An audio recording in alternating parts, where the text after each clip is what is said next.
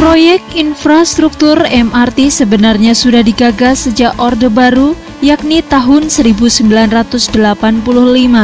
Ada lebih dari 25 studi, subjek umum dan khusus yang telah dilakukan terkait dengan kemungkinan sistem MRT di Jakarta. Tapi proyek ini tak kunjung jalan.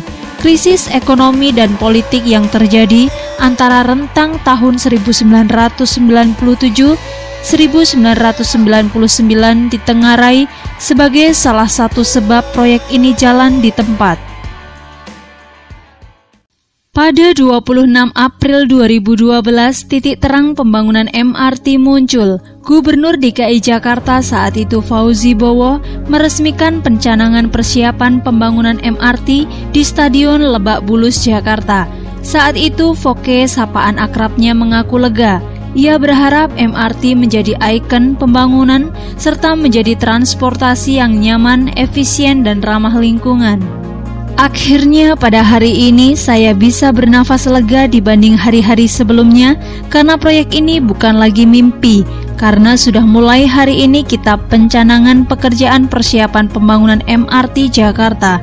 Insya Allah tidak ada kendala yang berarti di kemudian hari karena persiapannya betul-betul sudah matang.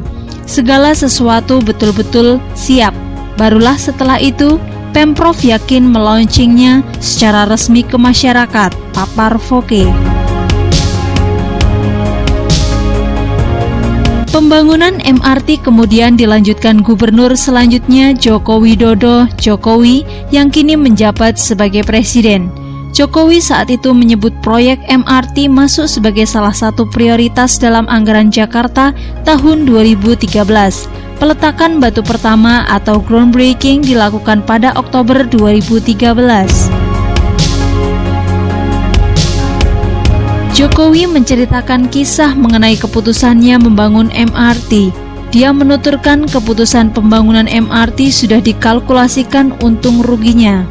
Saya suruh paparkan kenapa sih ini tidak dibangun-bangun sejak 26 tahun lalu. Dipaparkan kepada saya kalau cara memaparkannya seperti itu selalu hitungnya untung dan rugi. Ya pasti rugi terus, namanya transportasi massal. Tapi saya bertanya, saat itu ruginya berapa sih? Harus subsidi 3 triliun rupiah setiap tahun. Kita tahu APBD DKI 73 triliun rupiah saat itu, ujar Jokowi. Jokowi melanjutkan keputusan untuk menggarap MRT ialah keputusan politik. Menurutnya jika tidak segera dieksekusi, maka Jabodetabek akan merugi triliunan rupiah per tahun. Sebut Jokowi, Jabodetabek akan kehilangan 65 triliun rupiah setahun karena kemacetan. Secara makro, hitung-hitungan negara tetap untung 65 triliun rupiah tidak hilang setiap tahun.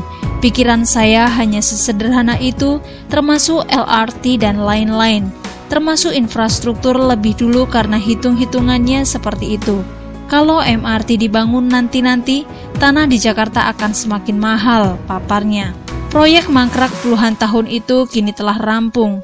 Kini, masyarakat Jakarta punya alternatif transportasi.